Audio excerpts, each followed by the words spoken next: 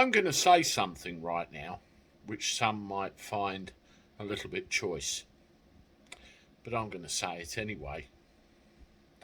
If you use your position and abuse your position to lower an innocent girl into your car, drive her to a remote location miles away from where you collected her, commit the most heinous acts on that young girl, and dump her body in the middle of nowhere only to be found days later, you deserve to be put away in prison for the rest of your natural life. No reprieve, no bail, no special treatment, no privileges. You lose everything. That's my opinion. Well, it appears that some who have been subjected to a sentence of that magnitude feel that it isn't good enough and they should be given the chance to appeal. I'm afraid I disagree, but let's discuss it.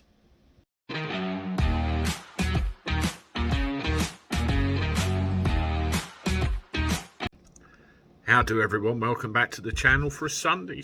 I hope you're doing all right. I'm not too bad. I'm off down with mates for a bevy in a bit, and I'm looking forward to it. It's been a while getting before Christmas. That's one of the things I can do as a free man, make a choice of where I go for a drink and who I go for a drink with. One of many choices. When you're in a position where you take the life of another in the most horrific way, you should go to prison. You should go to prison for the rest of your days. In my view, there should be other punishments that fit that crime also, but with the justice system in this country we have, prison is our only alternative. And when you commit a crime of that magnitude, you should never see the light of day again. I remind you of Sarah Everard, the young girl who was coaxed into the vehicle of an off-duty police officer, Wayne Couzens, who pretended to be on duty, pretended to arrest her under a false claim of a breach of the COVID regulations.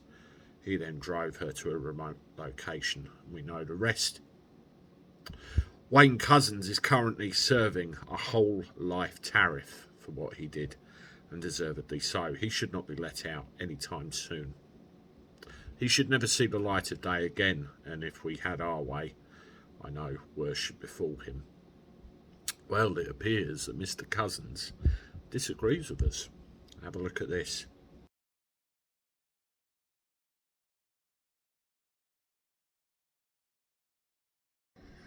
According to news just out, the appeal was lodged in October and will probably be heard sometime around May. Restrictions allowing, of course. The sheer fact that this appeal has even been accepted and gone through, I find absolutely mind-boggling.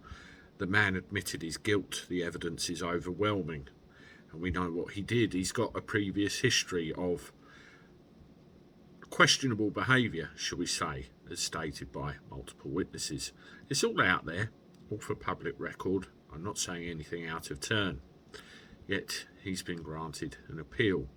He feels that he does not deserve to die in prison, does not deserve to spend his whole life there. He will not actually get let out because he's pleaded guilty. He has to serve a sentence, but there is a possibility it could be at least halved, and he could see the light of day eventually. The idea of which I find completely despicable, and he should not be let out.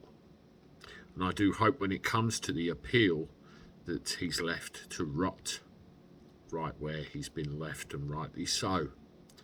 Let me know what you think of this in the comments below, but the sheer fact this is even a consideration I find absolutely mind-blowing and so wrong. He did an awful thing to that poor young girl, Sarah, left her family in tatters and a legacy of destruction through the Metropolitan Police Service, because now more than ever serious trust issues exist. Crazy. Anyway, I'm off. I'll see you soon with another one. Toodaloo.